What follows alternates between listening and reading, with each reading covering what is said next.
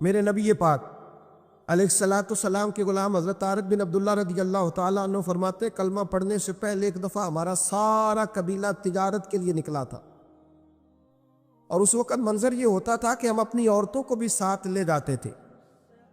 6 مہینے سفر کرنا ہوتا تھا، اونٹ گھوڑے ہم بیچا کرتے تھے، عورتیں بھی ساتھ رہتی، کھاتے بھی پکاتے بھی۔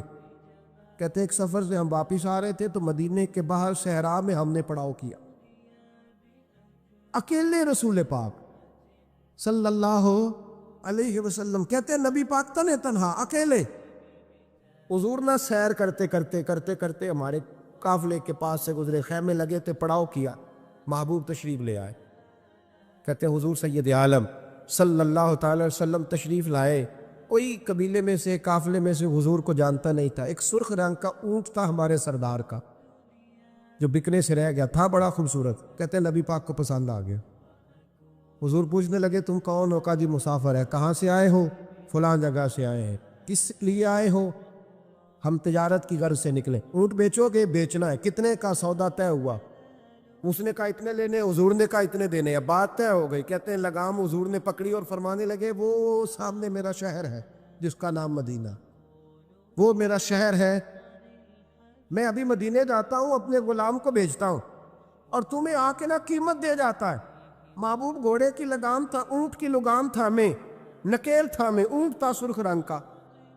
حضور لے کے جب نکلے نا، تھوڑا سا چند قدم آگے گئے تو ان میں سے ایک شخص بولا، کہنے لگا سردار آپ سیانے لوگ ہیں، سمجھدار ہیں، اس شخص کا نام پوچھا آپ نے؟ قبیلہ پوچھا ہے؟ ایڈریس کا پتہ ہے؟ پتہ ہے کہاں رہتا ہے؟ اتنا قیمتی اونٹ دے دیا۔ وہ سردار بھی کہنے لگا، سارے کہنے لگے یار ان کی باتوں میں اتنی لذت تھی، ان کے گفتار و رفتار اتنی باوقار تھی، مزیدار تھی کہ ہوش ہی کوئی نہیں رہا۔ بھئی ہم پرانے تاجر ہیں، کبھی اس طرح کا سودا کیا ہی نہیں جس طرح کا آج ہو گیا۔ اوہو واقعی کچھ نہیں یاد رہا، کوئی سمجھ نہیں آئی۔ وہ ابھی نظر آ رہے، ایک آدمی دوڑ کے جاؤ، دوڑ کے اور جا کر کے نا ان سے کہو، بڑی جائز بات ہے، وہ ناراض بھی نہیں ہوں گے، ان سے ایک شخص کہو کہ بھئی اونٹ دے جاؤ، پیسے لے آنا اور اپنا مال لے جانا، دوڑ کے جاؤ۔ ایک شخص دوڑنے لگا تو سردار کی بیوی خیمے کے اندر تھی، پردے کے پیچھے سے بولی، کہنے لگی خبردار کوئی پیچھے نہ جائے، اگر پیسے مل گئے تو ٹھیک ہے، نہ ملے تو میں دے دوں، کوئی پیچھے نہ، کوئی نہ جائے پیچھے۔ سردار کہنے لگا تو جانتی ہے؟ کہنے لگی نہیں۔ کہا گارنٹی کیوں دے رہی ہے؟ تو کہنے لگی تم نے ان کا چہرہ نہیں دیکھا؟ تم تو سودے کر رہے تھے، میں پردے کے پیچھے سے دیکھ رہی تھی۔ پیر مہر علی شاہ صاحب کو کسی نے کہا تھا نبی پاک کا حلیہ بیان کرے، بتائیں حضور کے کان مبارک کیسے تھے، آنکھیں کیسی تھی، ناک مبارک کیسی تھی، بینی مبارک کیسی تھی؟ تو پیر مہر علی شاہ صاحب کہنے لگے کوئی مثل نہیں ڈھولن دی، کہنے لگے مجھ سے نہیں بیان ہوتا حضور کا حلیہ، کوئی مثل نہیں ڈھولن دی، تو چپ کر مہر علی، ایتھے جا لیو بولن دی، بس کر، تو بیان کر سکتا ہے؟ اتنی طاقت؟ اعلیٰ حضرت نے کہا لم یاتی نذیر کپی ناظرن مثلے تو نشد، پیدا جانا۔ کہا حضور مثال تو تب آپ کی بنے گی نا، کوئی آپ کی طرح کا پیدا تو ہوگا، تبھی مثال بنے گی، تو جب ہوا ہی نہیں تو مثال کیسے بنے گی؟ کہنے لگی کوئی نہ جائے، نہ پیسے آئے تو میں دے دوں گی، میں تو پردے کے پیچھے سے دیکھ رہی تھی، ان کے چہرے کا وقار دیکھا، ان کی آنکھوں کی روشنی دیکھی، ان کے لفظوں کا حسن دیکھا۔ تم 50 باتیں کرتے تھے، وہ ایک جواب دیتے، اور گنے چنے لفظ بولتے تھے، ان کی سادگی کا وقار دیکھا۔ جانے دو، نہ پیسے آئے تو میں دوں گی۔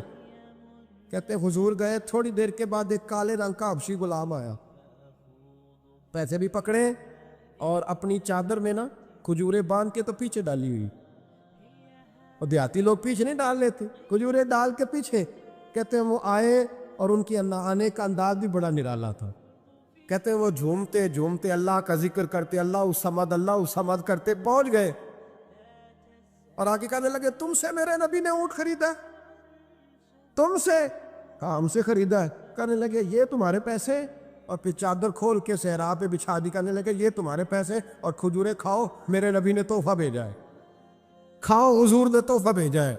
تو وہ سردار کی بیوی اوٹ ہٹا کے کہنے لگی اور کالے رنگ کے اپشی گلاب انہیں کھجوریں کھلا، اور مجھے اس عزت والی ماں کا نام بتا جس کے گھر میں ایسا لال پیدا ہوا، انہیں کھجوریں کھلا، اور مجھے اس عظمت والے باپ کا نام بتا جس کے گھر میں ایسا پھول کھلا ہے۔ وہ قبیلہ تو بتا تو صحیح، وہ کون تھے؟ 2 گھڑیاں رکے ہیں پر خوشبوئی پھیل گئی ہے، رنگ ہی بدل گیا، تار کوئی مثل نہ ڈھولن دی، تو چپ کر مہر علی ایتھے جا نہیں بولن دی۔ ایک روایت میری نظر سے گزری، اور کیا ہی انداز ہے، امام زرقانی نے لکھی۔ ایک صحابی ہیں حضرت ابو قرصافہ رضی اللہ تعالیٰ عنہ، حضرت ابو قرصافہ رضی اللہ تعالیٰ عنہ فرماتے ہیں میں چھوٹا تھا، میری اماں اور میری خالہ مجھے ساتھ لے گئی، میں نے کہا کہاں جانا ہے؟ کہنے لگے آؤ نبی پاک کا کلمہ پڑھنے جانا ہے۔ پڑھیے درود شریف صلی اللہ، سارے پڑھیے، پھر پڑھیے ایک دفعہ صلی اللہ تعالیٰ علیہ، حضور کا ذکر ہو تو فوراً درود پڑھنا چاہیے۔ نبی کریم علیہ السلام کی بارگاہ میں نا میری خالہ اور میری اماں دونوں مجھے ساتھ لے گئیں کلمہ پڑھنے۔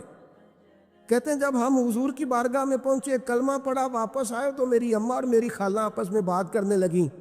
میری خالہ کہنے لگی تو نے دیکھا ہے ان کا بولنا کتنا مزیدار؟ میری خالہ کہنے لگی تو نے تو وہ دیکھا، لیکن وہ جو غلام آیا تھا اس کے ساتھ ان کا رویہ کتنا پیارا تھا۔ تو نے دیکھا جب وہ کھانا کھا رہے تھے تو پہلا خیال انہوں نے ہمارا کیا، بار بار وہ ان کا ذکر کرتی، کہتے آپس میں حضور کی شانیں بیان کرتی، میری اماں بھی میری خالہ بھی۔ بالآخر بات لمبی ہو گئی تو میری اماں بولی، کہنے لگی بس کر، ہم کتنی عظمتیں بیان کریں گے، مجھے تو 3 باتیں سمجھ میں آئی ہیں۔ کتنی؟ 3 باتیں مجھے سمجھ میں آئی ہیں۔ کہا وہ کیا؟ تو کہنے لگی ما رأینا مثل ھذا الرجل احسن وجھا ولا القا ثوبا ولا البنا کلاما۔ کہنے لگی مجھے تو 3 باتیں سمجھ میں آئی ہیں کہ نہ اتنا خوبصورت چہرے والا کوئی شخص دیکھا ہے، اور نہ اتنے صاف کپڑوں والا کو دیکھا ہے، اور نہ ہی اتنی میٹھی بولی بولنے والا کوئی دیکھا ہے۔ تینوں باتوں کی کمال ہے، ظاہری حسن بھی کمال، کپڑوں کی صفائی بھی کمال، اور رسول پاک کا بولنا بھی کمال، لب و لہجے میں مٹھاس بھی خوبصورتی والی۔ یہ اصل حسن ہے کہ ظاہراً بھی انسان بڑا منزہ ہو، باطناً بھی بڑا صاف ستھرا ہو۔ میرے رسول پاک علیہ السلام کا طریقہ مبارکہ پتہ کیا تھا؟ حضور صلی اللہ تعالیٰ علیہ وآلہ وسلم جب مسجد میں نماز پڑھ لیتے تو حضرت جعفہ رضی اللہ تعالیٰ عنہ فرماتے، بخاری کی حدیث ہے، فرماتے میں مدینہ شریف میں آیا تو حضور نماز پڑھ لیتے تو صحابہ نبی پاک کے پاس آتے اور حضور کا دست مبارک پکڑ کے پہلے چومتے پھر چہروں پہ ملتے، پہلے چومتے پھر چہروں پر۔ نبی پاک کے صحابہ حضور کے قدم بھی چوما کرتے، قدموں میں جھکا کرتے تھے۔ یہ تو بھائی اس وقت پتہ چلتا جب کسی سے پیار ہو جاتا، جب کسی بندے سے، میں اکثر مثال دیا کرتا ہوں اکثر کہ کسی کا بچہ پیشاب کرے تو کہہ آتی ہے، الٹی آتی ہے، لیکن اپنا بچہ بالوں میں بھی کر دیتا ہے، پھر کوئی کہہ نہیں آتی چونکہ اپنا ہے نا، پیار ہو گیا ہے نا۔ اب وہ کیفیت جب کسی سے محبت ہو جاتی ہے نا تو کچھ چیزیں صرف سمجھنے کی نہیں، کچھ چیزیں ایسی ہوتی ہیں جو محسوس کرنے والی ہوتی۔ اس نے کہا تھا عشق ایک ڈھونگ ہے، میں نے کہا تجھے عشق ہو خدا کرے، پھر کوئی تجھے اس سے جدا کرے، تو اسے تسبیحوں پہ پڑھا کرے، تو اسی کا نام جپا کرے، تو گلی گلی پھرا کرے، پھر میں کہوں کہ عشق ایک ڈھونگ ہے اور تو نہیں کہا کر، پھر میں کہوں کہ عشق ایک ڈھونگ ہے اور تو۔ اس نے کہا تھا عشق ایک ڈھونگ ہے تو میں نے کہا تجھے عشق ہو خدا کرے۔ بھائی یاد رکھو جب انسان کو محبت ہوتی ہے تو پھر اس کے انداز بدل جاتے ہیں، اس کے طور طریقے تبدیل ہو جاتے ہیں۔ وہ میں اکثر ایک بات کہا کرتا ہوں، میں کہتا ہوں بچہ باہر سے برگر کھا کے آ جاتا ہے رات، اماں کہتی بیٹے روٹی کھا لو، کہنا دوسرا گوبھی پکائی میں نہیں کھانی، حالانکہ برگر ہے کھا آیا ہے، دور سے کھا آیا ہے، تو اماں اس کو کہتی ہے پھر میں سوئیاں نہ بنا دوں تھوڑی سی اپنے بیٹے کو، فٹافٹ چاول نہ تجھے ابال دوں، ساتھ میں باریک دال بنا دیتی، کہتا نہیں میری مرضی کا پکاتے ہی نہیں، میں نے نہیں کھا ایسے۔ اب ابا جو ہے نا، ابا وہ اماں کو سمجھا رہا، کہتا چھٹ پرا بھوک لگے گی تھی آپ ہی کھا لے گا، تو نہ ایڈی ٹینشن ہے ایمی پہ تینوں ستاندہ ہے۔ اماں کیا کہتی ہے؟ کہتی نہیں مجھے نیند نہیں آ، کہ کھائے گا تو سکون آئے گا۔ اب اس کو آپ لاکھوں دلیلیں دیں کہ سیانا بیان ہے، بچہ نہیں ہے، 22 سال کا ہے، 24 سال کا، چھوڑ تو کیا کر رہی ہے؟ لیکن اماں کو کوئی سمجھا سکتا؟ کیوں نہیں سمجھا سکتا کہ اسے اپنے بیٹے سے پیار بڑھا؟ وہ کیا کرے، وہ مجبور ہے، اس کے دل کی کیفیت اس طرح کی ہے کہ کوئی دنیا کی طاقت اسے سمجھا سکتی؟ سوال ہی نہیں پیدا ہوتا کوئی اسے سمجھا سکے، یہ ممکن کیسے ہو، کیسے سکتا ہے؟ یہ محبت ہے میرے رسول پاک علیہ السلام کے صحابی حضرت جعیفہ فرماتے میں حضور کی بارگاہ میں آیا تو صحابہ کیا کرتے، نبی پاک کا دست مبارک پکڑتے، پہلے چومتے پھر چہرے پہ ملتے، بخاری ہے۔ فرماتے میں نے کہا یہ کیا کر رہے ہیں؟ پھر اچانک میرا بھی دل کیا ذرا کر کے تو دیکھو، کوئی چیزیں چکھنے پہ پتہ لگتا ہے کتنی مزیدار ہے۔ کہتے میں بھی قریب گیا، حضور کہ دست مبارک میں نے ہاتھ ڈالا، فرماتے ہاتھ پکڑا ہی تھا کہ نبی پاک کا ہاتھ برف سے بھی زیادہ ٹھنڈا۔ فرماتے پھر میں نے پکڑ کے چہرے پہ ملا تو کستوری سے زیادہ خوشبو آ رہی تھی دست مبارک۔ فرماتے اب میرا چھوڑنے کو دل ہی نہیں کر رہا، اب میری طبیعت نہیں مان رہی تھی۔ میرے نبی کریم علیہ السلام اللہ کی دلیل ہیں، ہر پاکیزگی، ہر حسن، ہر کیف اللہ نے اپنے رسول کو عطا فرمایا۔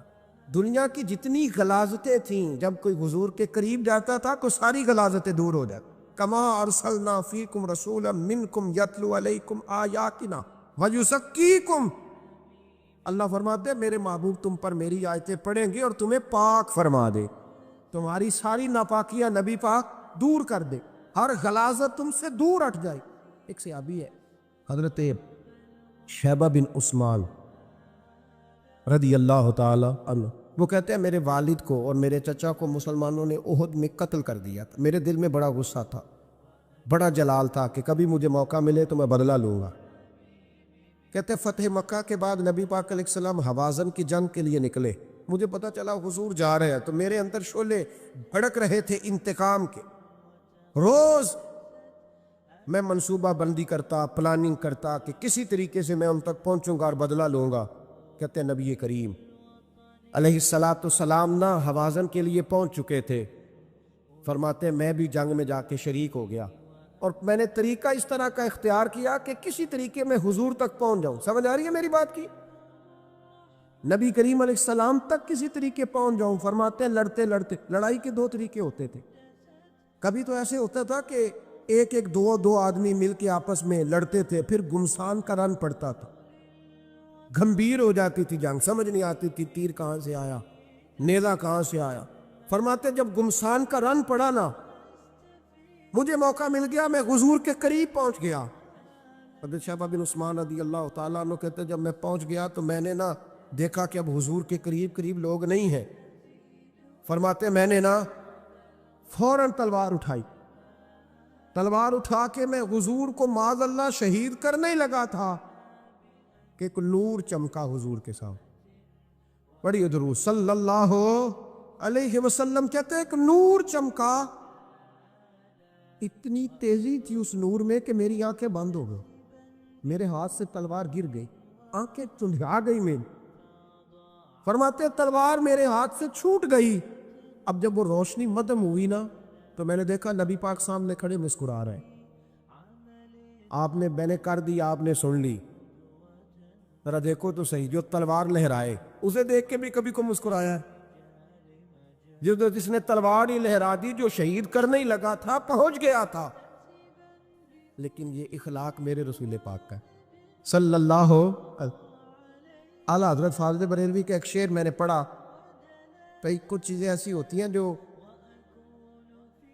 بس نا وہ آتی تو سامنے ہیں لیکن وہ اتنا لطف دے جاتی ہیں کہ ٹھنڈا ہو جاتا ہے مزاج۔ رات کو میں شعر پڑھ رہا تھا اعلیٰ حضرت کا فاضل بریلوی رحمت، اور میں نے شعر پڑھا تو مجھے اچھا لگا سنانا۔ ایک دوست کو میں نے فون کیا، میں نے کہا یار ذرا شعر تو سن لے، یہ پہلی دفعہ نظر سے گزرے ہے، ابھی سیدھا سادہ لیکن روح تک اتر گیا۔ اعلیٰ حضرت فرمانے لگے نبی پاک کے بارے میں، فرمانے لگے سیدھی سیدھی روش پر کروڑوں درود، سیدھی سیدھی روش پر بالکل سیدھی ہے حضور کی باتیں، کسی پیچیدگی کی ضرورت نہیں۔ کہنے لگے سیدھی سیدھی روش پر کروڑوں درود، سادی سادی طبیعت پہ لاکھوں سلام، لاکھوں سلام میرے نبی کریم صلی اللہ علیہ وسلم مجھے دیکھ کے مسکرائے اور فرمایا جب حضور مسکرائے نا تو میں نبی کریم علیہ السلام کو دیکھ کے حیران ہوا کہ میں نے تلوار تانی تھی اور حضور نے مسکرانا شروع کیا.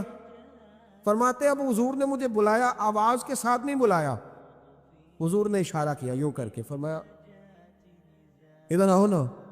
فرماتے مجھے اب یہ بھی سمجھ نہیں آئی کہ کس نے مجھے اٹھا کے حضور کے قریب کر دیا. فرماتے میں نبی کریم کے قریب گیا تو حضور نے میرے دل پر 3 تھپکیاں دی. ایک تھپڑ ہوتا ہے، ایک تھپکی ہوتی. کہتے حضور نے 3 تھپکیاں دی اور دی بھی میرے دل پر، 1 پھر 2 پھر 3. کہتے پہلی تھپکی دی تو میرے اندر سے کفر نکل گئی، دوسری تھپکی دی تو میرے اندر ایمان داخل ہو گیا، اور تیسری تھپکی جب نبی پاک علیہ السلام نے دی تو مجھے ہر چیز سے بڑھ کر رسول اللہ سے پیار ہو گیا، محبت ہو گئی نبی کریم سے.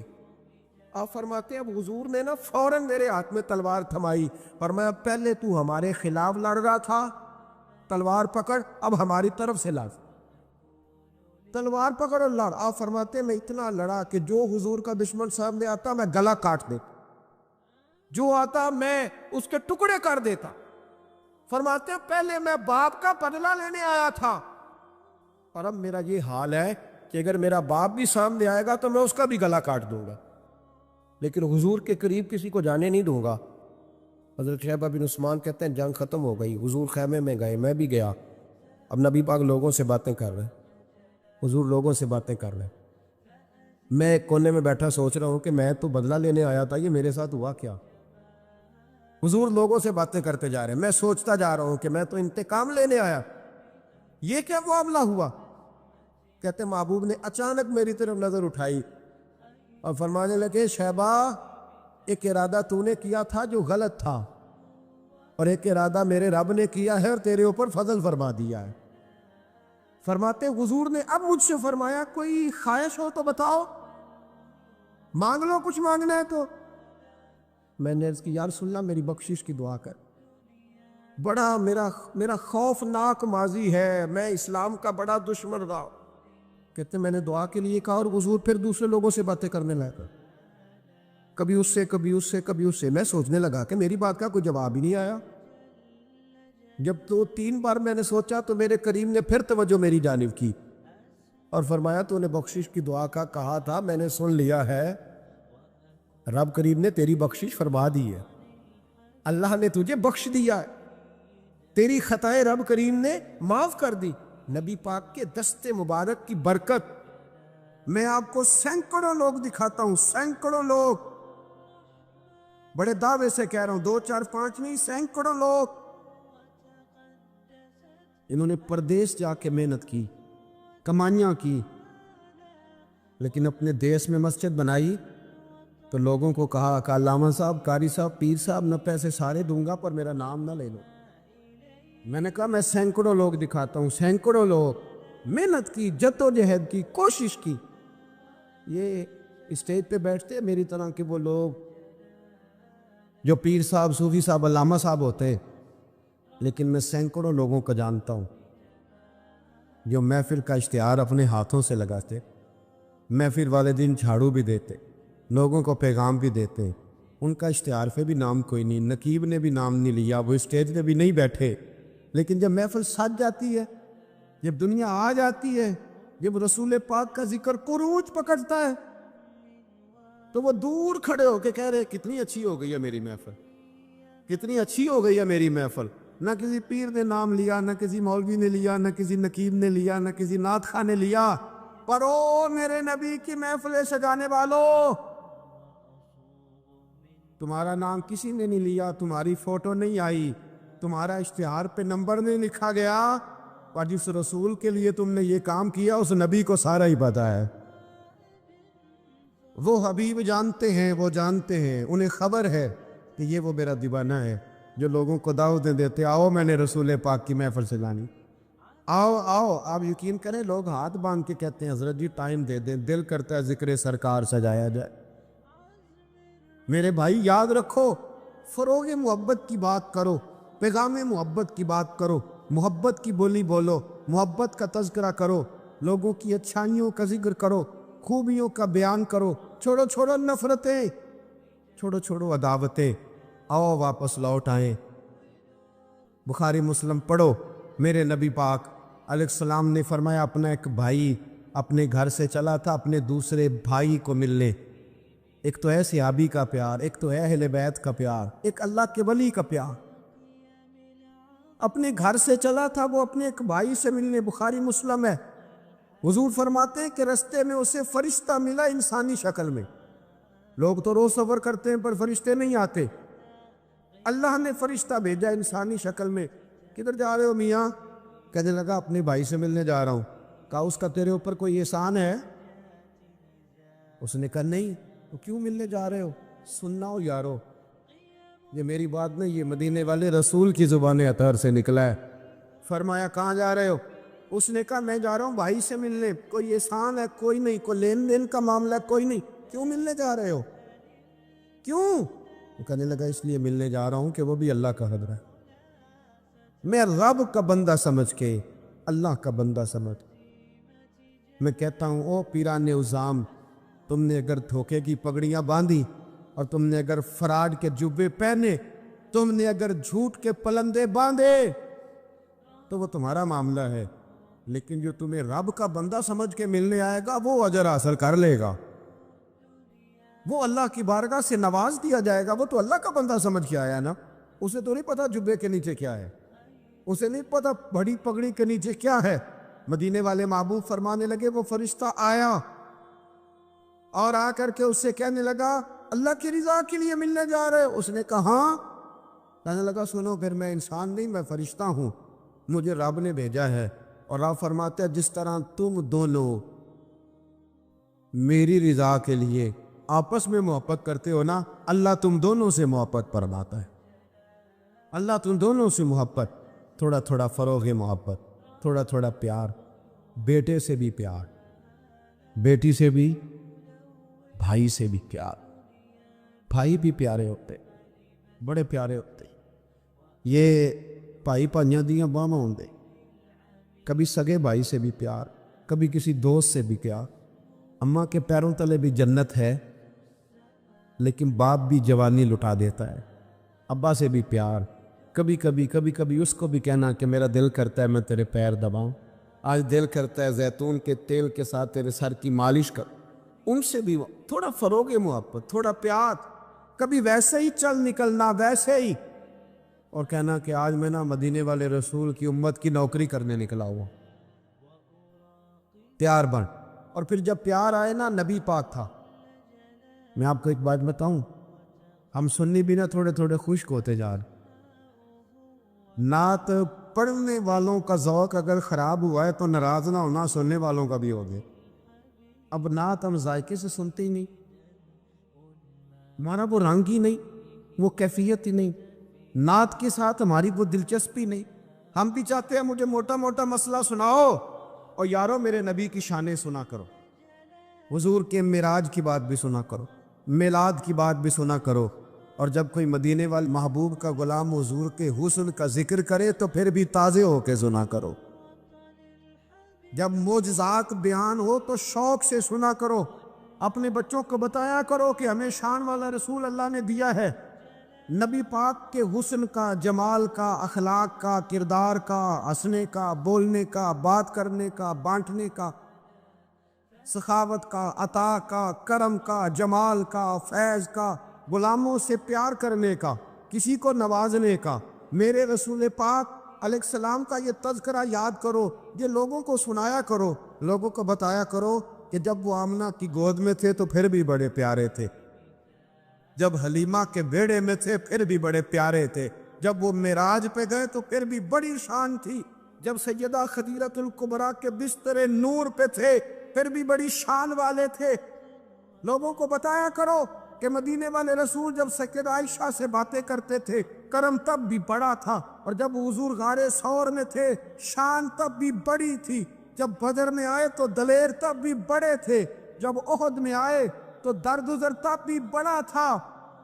اور لوگوں کو بتایا کرو کہ ہر نظر کانپ اٹھے کہ محشر کے دن خوف سے ہر کلیجہ دہل جائے گا، اوڑھ کر کالی کملی وہ آ جائیں گے اور پھر سارے محشر کا نقشہ بدل جائے.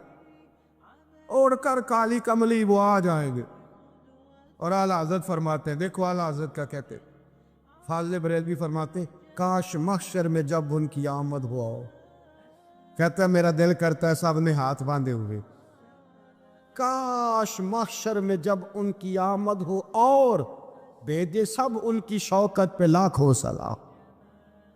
حضرت ابو خزامہ یہ وہ واحد صحابی ہے جو گواہی ایک دے تو دو لکھی جاتی ہے۔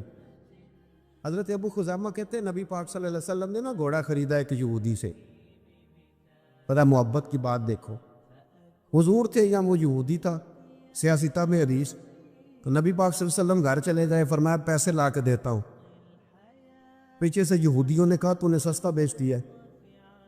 نبی پاک پیسے لے کر کے آئے تو حضور نے کہا پیسے رکھو گھوڑا دو، کہنے لگا کون سا گھوڑا، کیسا گھوڑا، میں نے تو بیچے نہیں، کی آخید ہے جڑا مر جائے یا مکر جائے او دا کوئی حل ہے؟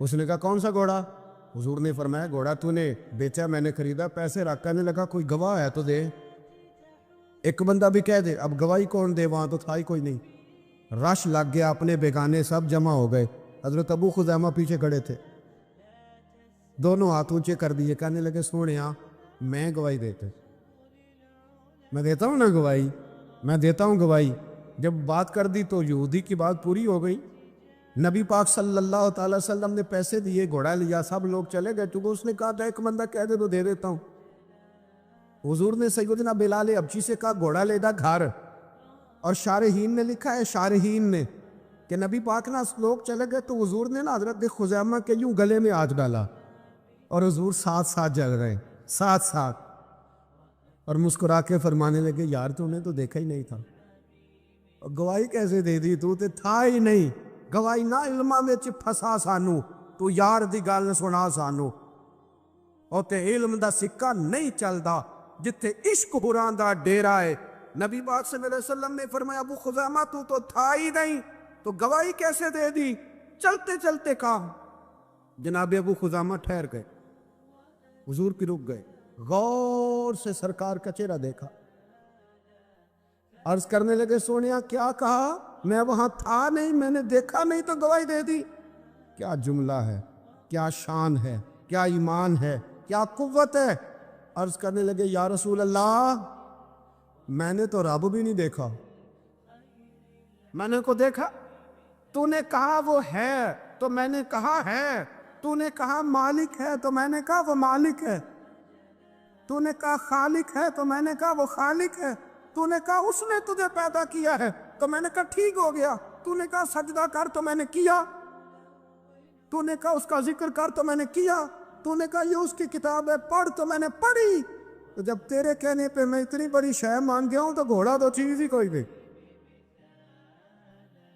اتنی بڑی شے جو مان گیا ہوں تو گھوڑا پیچھے رہ جائے، سر سے لے کر پاؤں تک تنویر ہی تنویر ہے، جیسے منہ سے بولتی قرآن کی تفسیر ہے، سوچتی تو ہوگی دنیا مصطفیٰ کو دیکھ کر وہ مصور کیسا ہوگا جس کی یہ تصویر ہے۔ آپ ذرا ماننے کا رنگ دیکھیں، آپ ذرا غلاموں کے ماننے کا، آپ ذرا انداز تو دیکھیں نا غلاموں کے مان، نبی پاک صلی اللہ علیہ وسلم کہتے سوڑیا میں نے کو رب دیکھا ہے، آپ نے کہا ہے تو میں نے کہا اتنی بڑی شے مان، اب حضور نے کیا کہا، ایسے نہیں کہتے، یہ نہیں فرمایا، اس طرح نہیں کرتے، یہ نہیں فرمایا، نبی پاک نے نا بازو پکڑا، حضرت ابو خزیمہ رضی اللہ تعالیٰ عنہ نے نا، وہ کبھی جیت جاتا تھا نا ہمارا کھلاڑی تو اس کا بازو پکڑ کے اونچا کرتے تھے، تو نبی پاک نے حضرت ابو خزیمہ کا بازو پکڑ کے اونچا کیا، میں سنو میرے یارو، جہاں گواہی کی ضرورت پڑے دو بندے چاہیے، پر جہاں میرا ابو خزیمہ آ جائے نا، ایک کی گواہی دو کے برابر، ایک کی گواہی دو کے برابر۔